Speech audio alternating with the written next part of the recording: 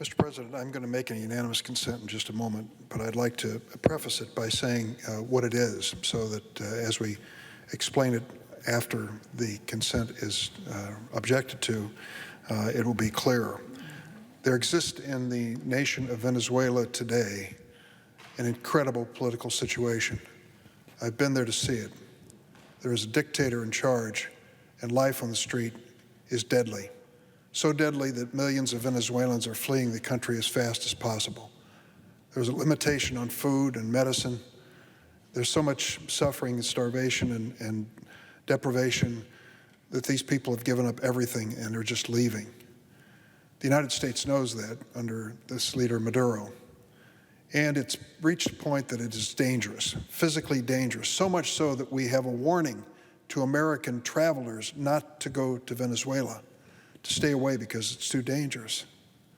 And yet, the thousands of Venezuelans now legally in the United States under temporary protected status are facing a deadline from the Trump administration where they must return to this deadly, dangerous situation.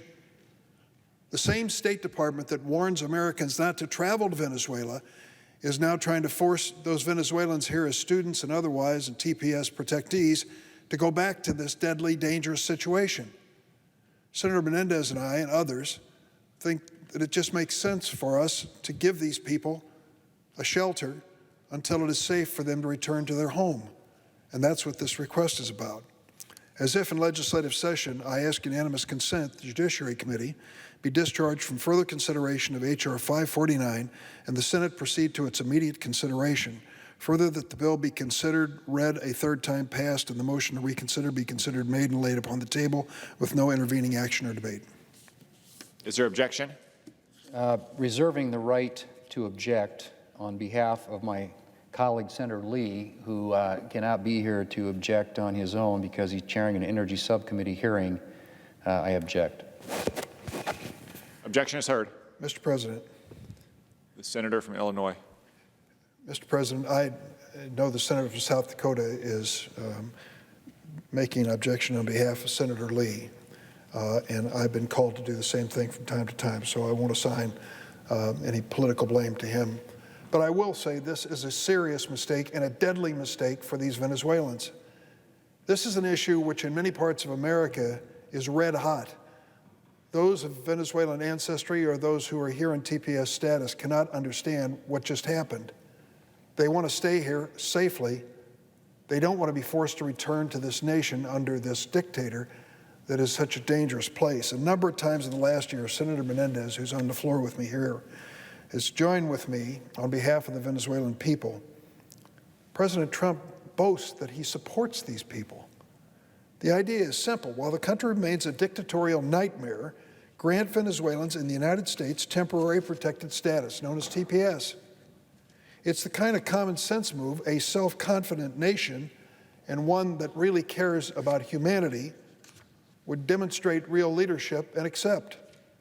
TPS is a temporary immigration status provided to foreign nationals if returning to their country poses a serious threat to their safety for any variety of reasons: a natural disaster, an environmental disaster, extraordinary conditions, armed conflicts. Well, certainly, by every objective measure, the situation in Venezuela today is deadly and dangerous. It is not a permanent immigration status we're seeking for these Venezuelans, just a measure of American decency and solidarity with those who might be in the U.S. when a calamity occurs in their home country. Prior administrations of both political parties have granted for people from countries facing these circumstances relief.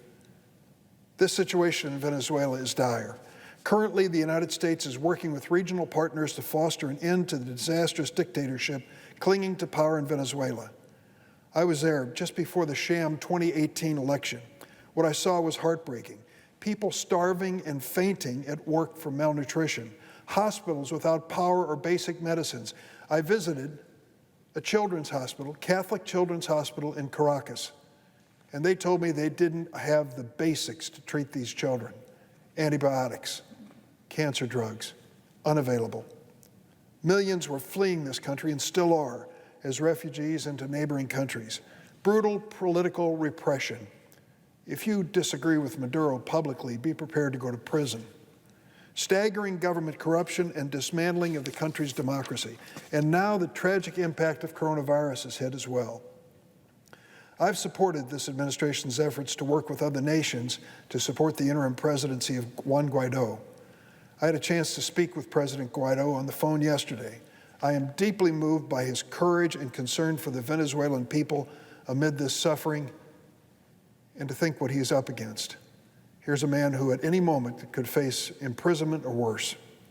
It is remarkable that more than 2 years after an internationally discredited presidential election in Venezuela, dictator Nicolas Maduro is now planning another illegitimate election instead of finally holding a fair, credible presidential contest. I asked President Guaido, I said, are there going to be any international observers of this Venezuelan election coming up in December?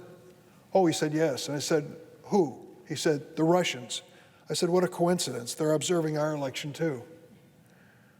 While Venezuela has tragically fallen from President Trump's attention, one simple step he could take is to grant TPS to the Venezuelans here in the United States. He repeatedly refuses.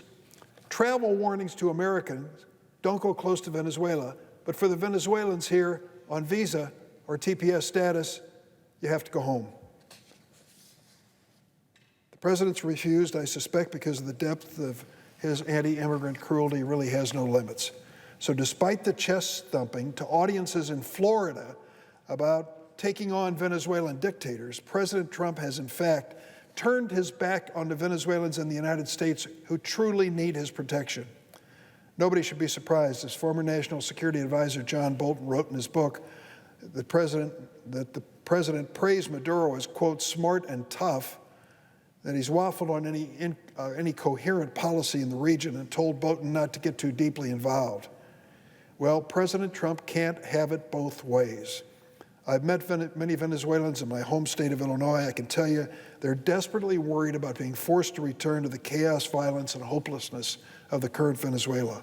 The Trump administration's travel advisory says it all. Do not travel to COVID-19 due to COVID-19, crime, civil unrest, poor health infrastructure, kidnapping, arbitrary arrest, and detention of U.S. citizens. Violent crimes such as homicide, armed robbery, kidnapping, and carjacking is common. And yet the Republicans come to the floor and object to our efforts to protect the Venezuelans who are doing their best to avoid what I just read as a warning to American travelers. Just today, UN investigators released findings saying that under Maduro, Venezuela has committed egregious violations amounting to crimes against humanity. Now, how can this president and his State Department possibly force people to return to Venezuela under these conditions? And now with Maduro detaining returning Venezuelan refugees and calling them bioterrorists, the idea of going back is even more dangerous. Since the White House wouldn't act, more than a year ago, the House, under Democratic control, passed a bipartisan bill granting TPS to Venezuelans by a margin of 272 to 158. Senator Menendez, Senator Rubio, and I introduced a similar Senate bill. But the majority leader, Mitch McConnell, still refuses to bring up any bill that just might not please President Trump, even ones that supposedly he is publicly supporting. Senator Menendez and I have tried to call up the House bill for passage, facing objections just as we did today from Senate Republicans, who refuse to stand up to this president's failure on this and so many other foreign policies. Last July, when we brought this up, Senate Republicans objected because they said they wanted to debate it in the Judiciary Committee. Well, 12 months have passed, plenty of opportunities. Our Venezuela TPS bill was referred to the committee in February of 2019, yet there has been no action, no hearing, no markup. The Immigration Committee is not overloaded with work. Under Chairman Cornyn, we have had exactly one subcommittee meeting in the past year and a half. It hasn't held a single hearing this year, and the Senate Judiciary Committee hasn't considered a single immigration bill. This administration could grant TPS without congressional action, but it refuses. Senate Republicans could pass the bipartisan House bill to grant Venezuelan TPS. They refuse as well. Let it be clear, the real failure to help Venezuelans in the United States rests on their shoulders, the president and the Republican majority in the Senate. The Venezuelan policy, like so many others with this administration and its Senate enablers, is only there to serve the president, President Trump, and no one else. I made my offer and hoped that we could bring this matter to the floor. I'm sorry it met an objection. I thank my colleagues who joined me in this effort, and I yield the floor.